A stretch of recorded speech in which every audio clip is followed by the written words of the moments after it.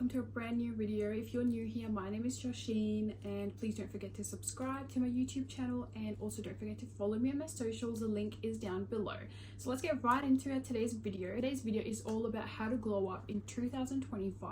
I know it's around the corner and we are literally feeling the pressure right now that we may not have achieved our 2024 goals yet, or we may not have even set any goals yet, or we may be too scared to set any unrealistic goals. I just want to let you know that if you're thinking of any of the things that I have just said, you are literally on the right path to success. Just even thinking about your 2025 goals and putting action to it, you are literally halfway there. And I get it, it's that time of the year where there's a lot happening. You might be thinking about like 20 things at the same time. So I'm going to be breaking it all down for you and telling you exactly what you need to focus on for 2025.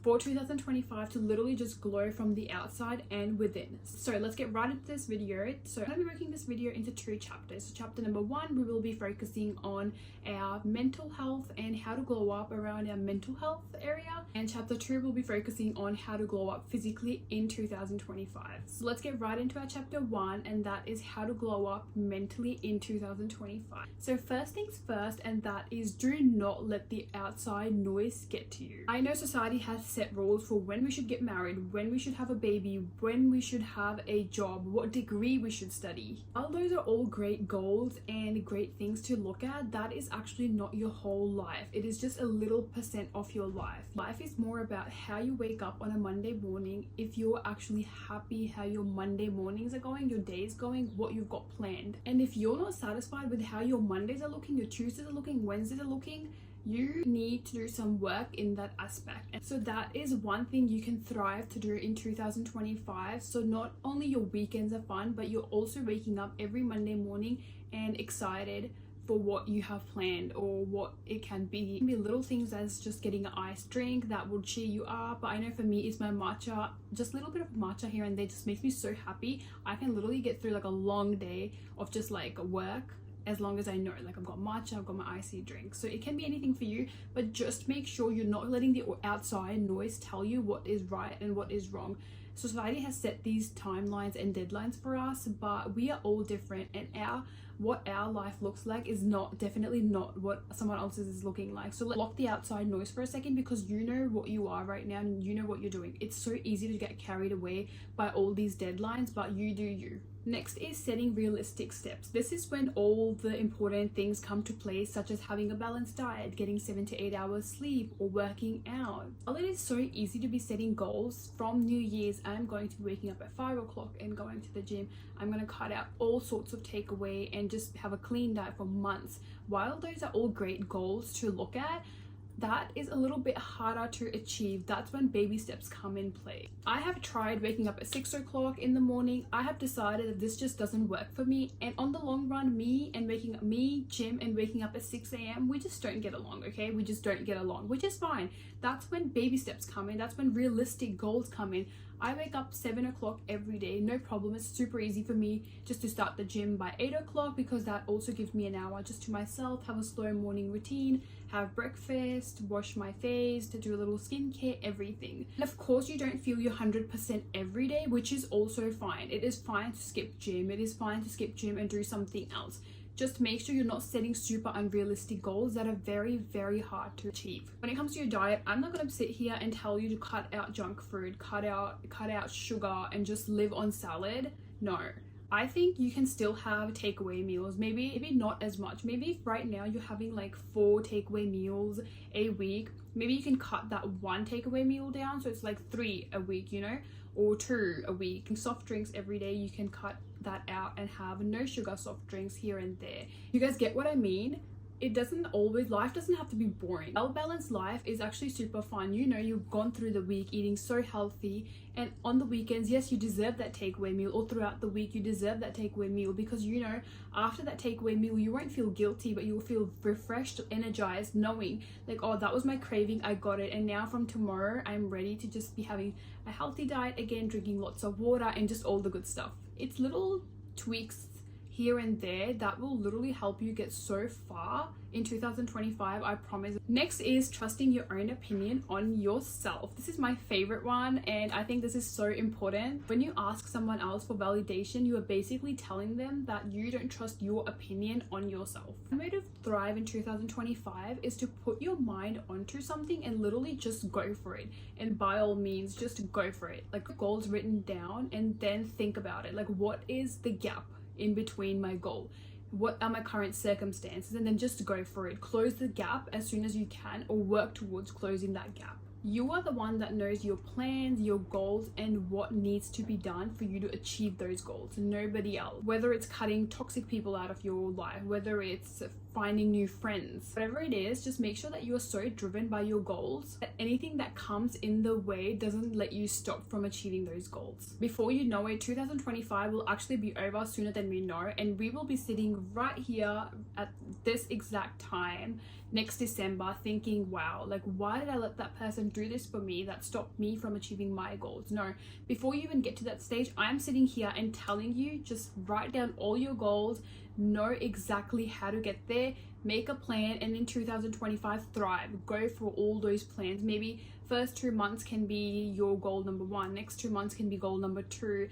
Work, maybe break it all down so it's a little bit easier, because otherwise if you have all these goals, 1 year is actually not enough. It actually can be very overwhelming. So maybe you can break all those goals down and maybe try to achieve one goal in about 2 to 3 months, second goal in 3 to 4 months, depending on how big they are and how much time you need. Next is own your feminine energy. Being a woman, we have this energy to ourselves which a lot of people don't actually know how to use, and once you do, it's actually very magical. It's almost like you're in like la la land. Like, you have this magnetic aura to yourself. Being in your feminine energy means having a strong intuition. You are not 100% sure, but you know something is not right or something is going on.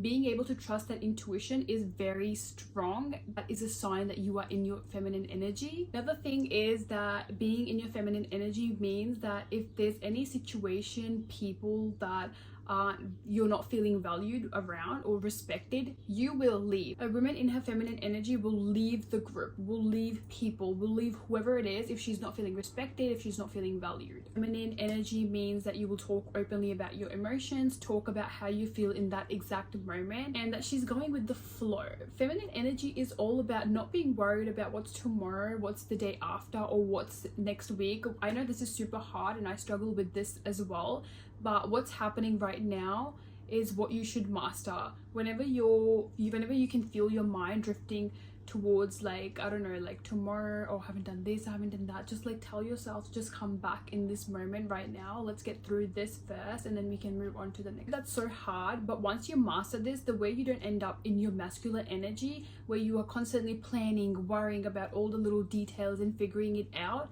And don't get me wrong, some of us like doing that, by all means go for it, but this is just on those days where you just need that extra, like letting someone else plan it, letting someone else take care of it, where you can just thrive in your feminine energy and just sort of go with the flow. Next is setting unrealistic goals. What's worse than setting unrealistic goals?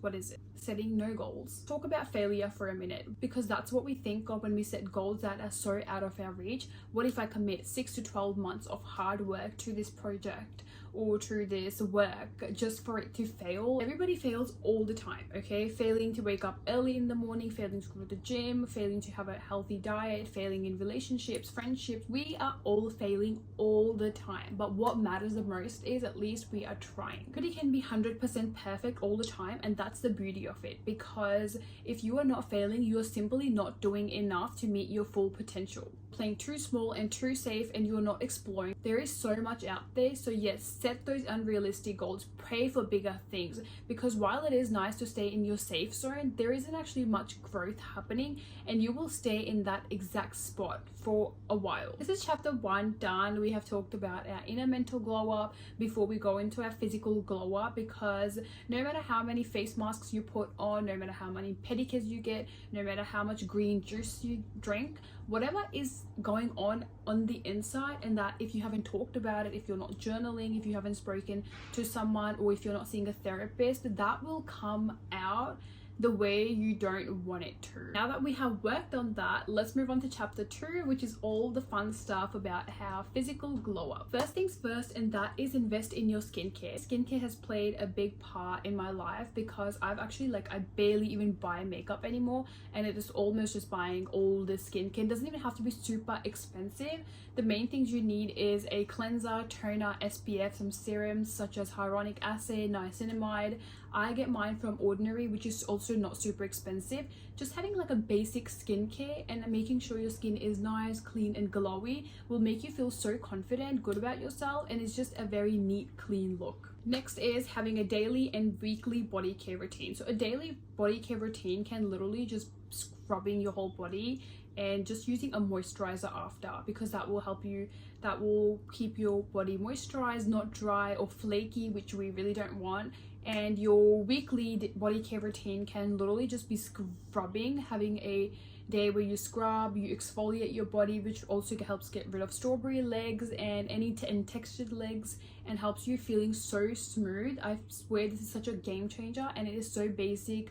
It doesn't even have to be expensive. Just your favorite body lotion or a scrub. A loofah are great. I love loofahs. That's my Sunday routine, my everything shower. That's when I use a loofah, get all that dry, dead skin off my body. Next is keeping the nails well groomed. You guys, when I tell you I have my nails done, I just feel so put together. There's just something about getting your nails done, and it doesn't even have to be super expensive. You can literally just groom them at home, put nail paint. You can use stick-ons. They're not super expensive.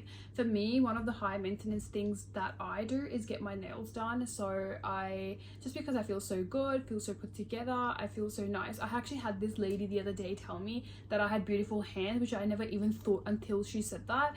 And that is just I don't know, I think it's just all about your nails. Your nails just bring it all out. This is keeping the brows well groomed. This is so important to me because I feel like your eyebrows actually shape the way your face is. Draw them on like crazy, and there's nothing wrong with that, but now I just go for thick eyebrows and I sort of brush them upwards, because I feel like that just gives you a very snatched look.